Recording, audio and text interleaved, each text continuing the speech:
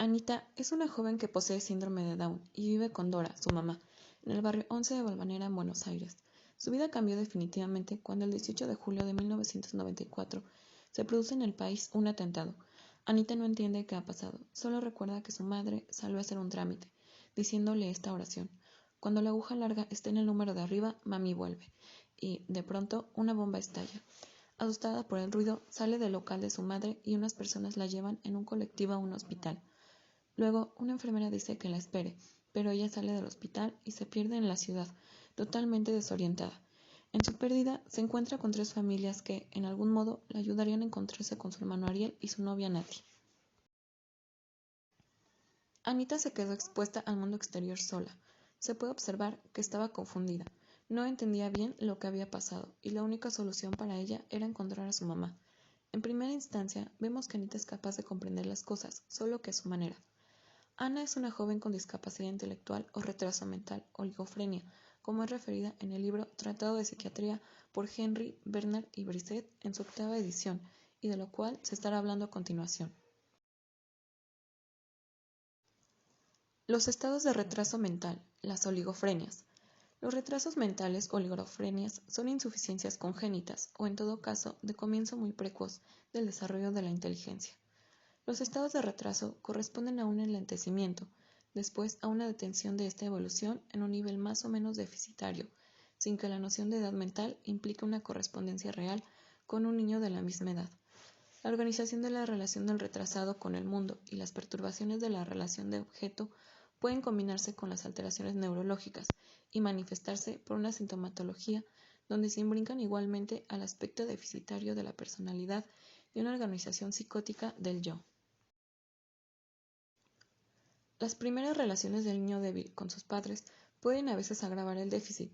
Algunos autores llegan a pensar que la mayor parte de los retrasos mentales revelan esencialmente un trastorno precoz e importante de la organización funcional de la relación del débil con su mundo por una especie de bloqueo precoz de las actividades cognitivas.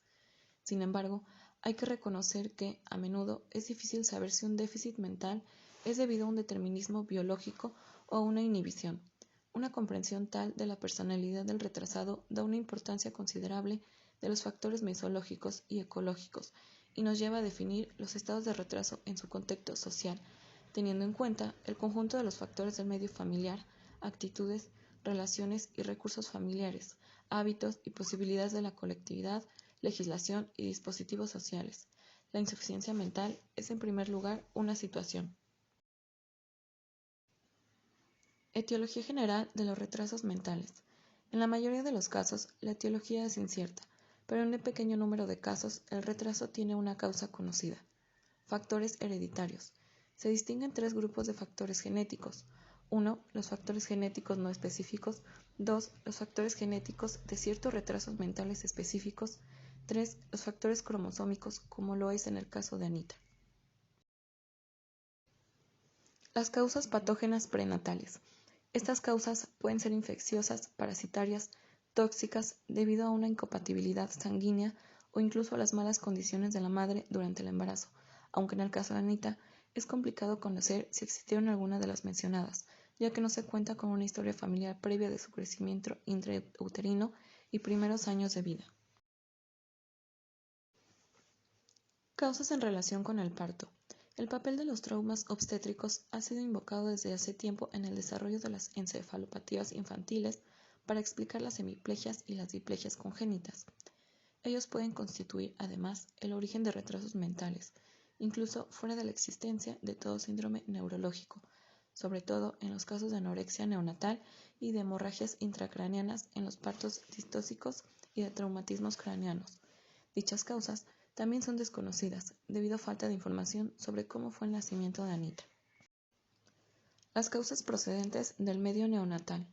Existen factores culturales, sociales y familiares susceptibles de influir en el desarrollo intelectual del niño, así como en el nivel mental medio se eleva en función de la clase social y de los recursos económicos de las familias consideradas. Por el contrario, disminuye en mayor dimensión con las condiciones miserables de la familia. El cociente intelectual también varía según el medio social, el medio urbano o rural, el lugar de nacimiento, etc. En esta película Se puede observar que Anita carece de una interacción con el mundo social. Ella se encuentra apartada de la gente, solo convive con su madre y de vez en cuando con su hermano, por lo que esto influye de manera significativa en su desarrollo intelectual. Tal parece que su situación económica no es ni alta ni baja, es adecuada, por lo que no podría ser un factor que le imposibilitara relacionarse con más gente, y vive en una zona poblada. La historia de los niños lobo ha permitido valorar de un modo excepcional hasta qué punto la ausencia de relaciones interhumanas era perjudicial para el desarrollo intelectual. Spitz ha mostrado el pernicioso efecto hospitalismo, que consiste en el efecto particularmente nocivo desde el punto de vista psiquiátrico que ejerce en los niños su estancia interrumpida en instituciones desde su temprana edad, ya que esta situación anaclítica podría dar lugar a verdaderos estados de retraso mental profundo e irreversible.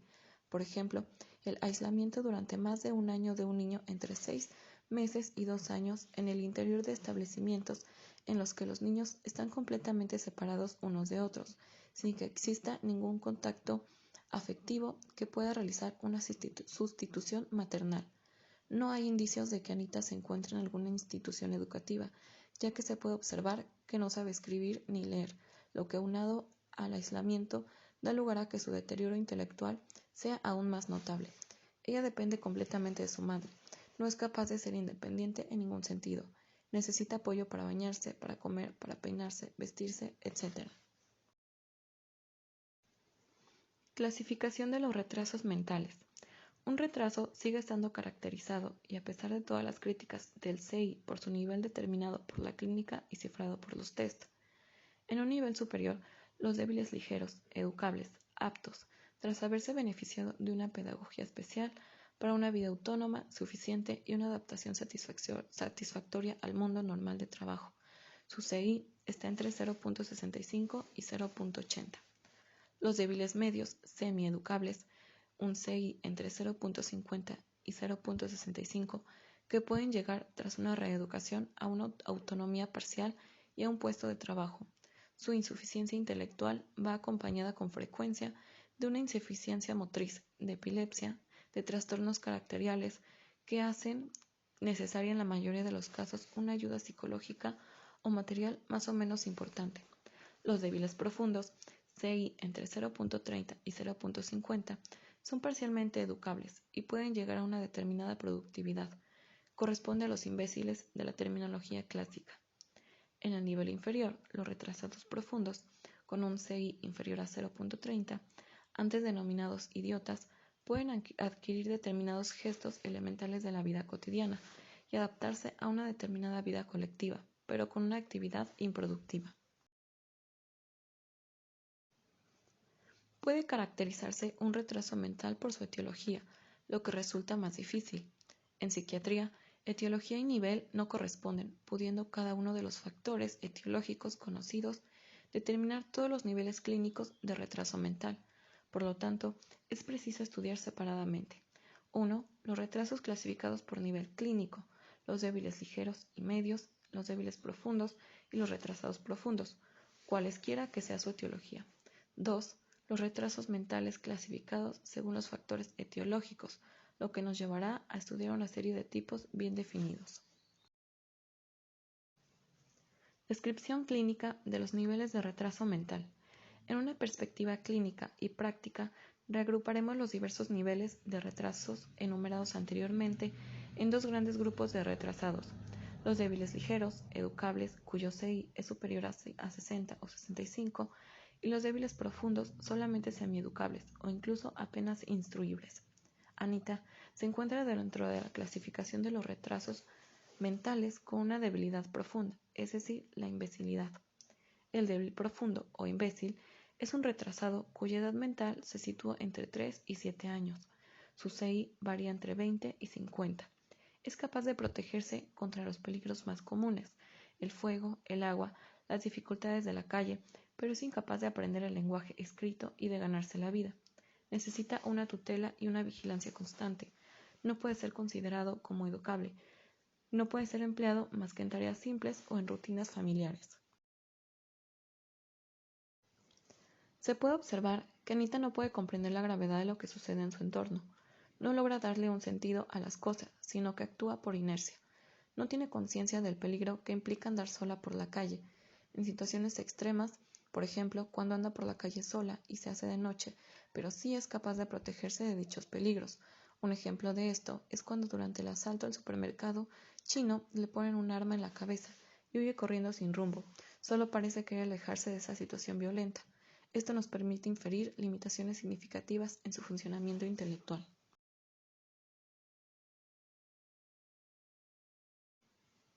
Descripción clínica. El imbécil presenta dismorfias con más frecuencia que el débil, pero que no alcanzan jamás el grado de monstruosidad que el idiota o retrasado profundo. En el imbécil pueden encontrarse todos los elementos del síndrome de debilidad motora de Dupré. Además, no es raro observar síndromes neurológicos graves.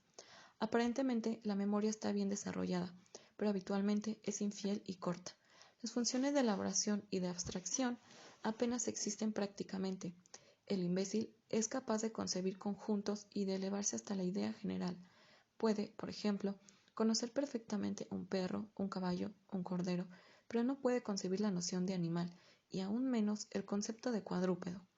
Anita no es capaz de ubicarse en el espacio, de desplazarse fuera de su casa, de utilizar el transporte público. Sí reconoce la función del teléfono, sabe que a través de él puede comunicarse con su mamá, pero no se sabe el número. El lenguaje oral jamás está desarrollado normalmente. Por lo general, el vocabulario es restringido, la sintaxis está simplificada y a menudo existen trastornos disfónicos. Un ejemplo es que cuando le pregunta a Félix sobre el nombre de su madre, ella únicamente se limita a contestar mami. No es capaz de estructurar oraciones y es muy claro que ni el nombre de su mamá se le enseñó. El lenguaje escrito, cuyas bases descansan sobre nociones abstractas, no puede desarrollarse, de modo que Roges de Afoursac señala como línea de demarcación entre el débil y el imbécil la aptitud para leer y escribir. Anita fue incapaz de usar el teléfono público por nulo conocimiento de números y de cómo utilizarlo. Si Anita hubiese sido instruida en la lectoescritura, habría sido más fácil el poder llegar con su hermano. Bien, el imbécil es indiferente, apático, casi vegetativo. Bien, es cariñoso, dócil, ligado a los que le rodean. O bien, lo que es muy frecuente, más o menos excitable y apto para las reacciones antisociales. Las formas etiológicas. El mongolismo. Este retraso mental debe su nombre a la disforia morfológica que le acompaña y que da a la cara un parecido con la raza mongólica. Es uno de los síntomas de retraso mental más frecuentes. La afección fue descrita por Langdon Down en 1866 con el nombre de idiocia mongólica. En realidad, solo un número bastante reducido de mongólicos son idiotas propiamente dichos. La mayoría están en nivel de imbecilidad o incluso de la debilidad.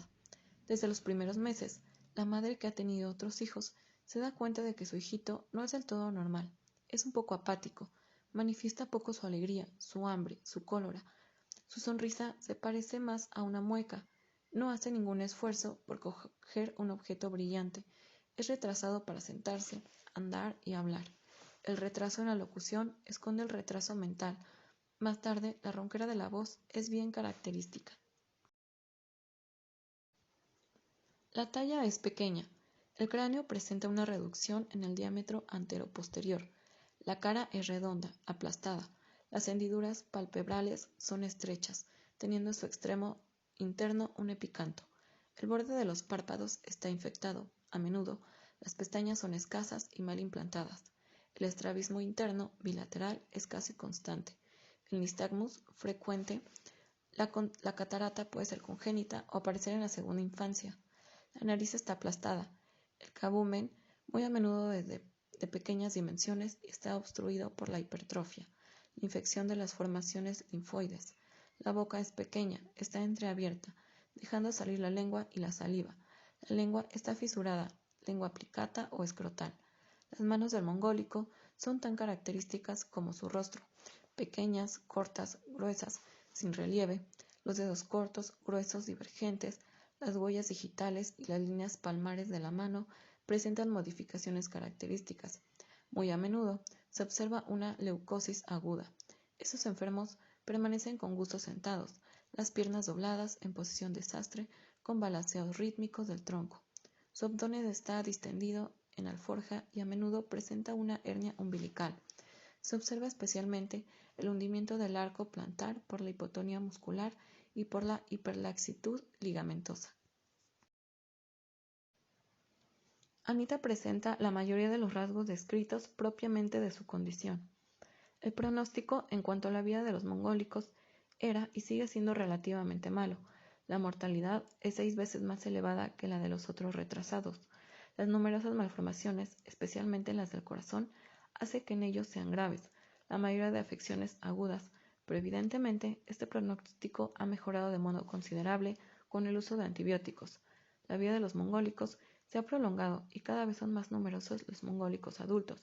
Sin embargo, actualmente es el factor genético el que se considera como el esencial.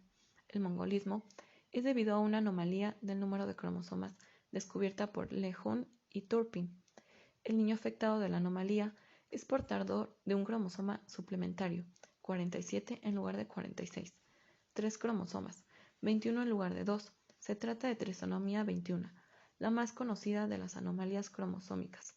Se calcula que de cada 700 niños, uno es portador de una trisonomía 21. Todos los mongólicos son portadores de un cromosoma de más, morfológicamente idéntico al cromosoma 21.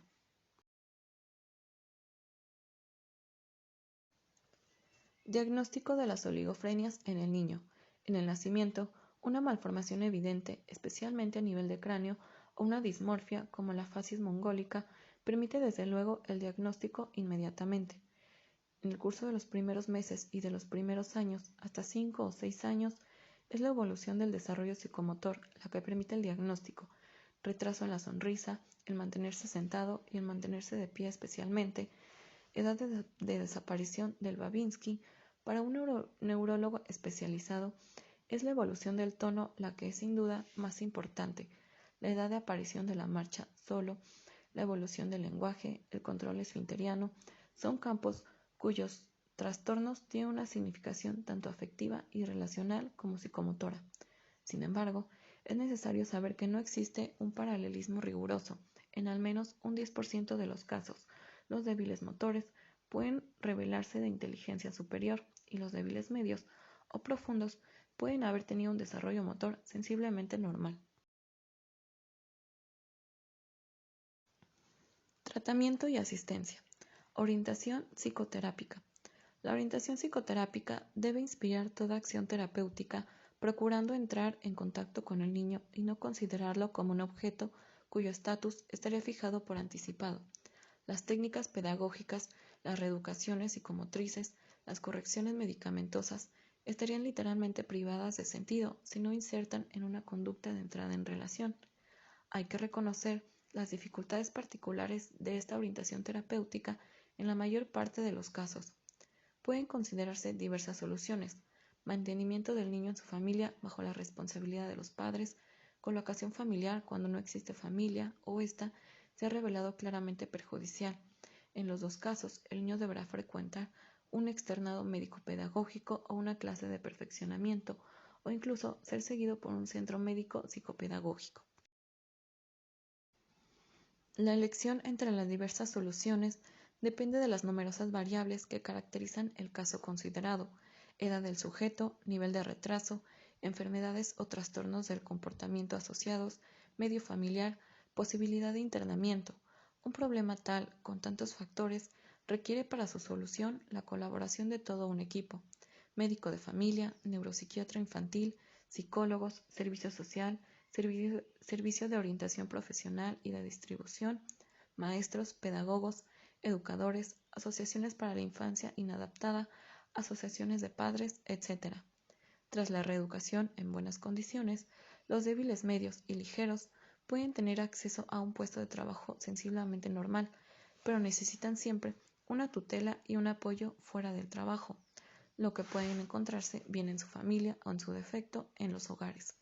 Como bien se ha mencionado, sería importante la participación de Anita en las actividades diarias de los distintos ámbitos de la vida social, que se relacione con el funcionamiento del individuo en la sociedad, como la participación en actividades, eventos y organizaciones, la interacción con amigos, familia, compañeros y vecinos, tener roles sociales relacionados con el hogar, la comunidad, el trabajo, el ocio y la diversión. Como por ejemplo, Nori le da la posibilidad de salir e interactuar con el vecindario. En este caso, los niños la buscan para jugar y ella disfruta de esta interacción. Pudo ayudar a atenderla cuando se lastimó y fue capaz de consolarla sin recibir instrucciones.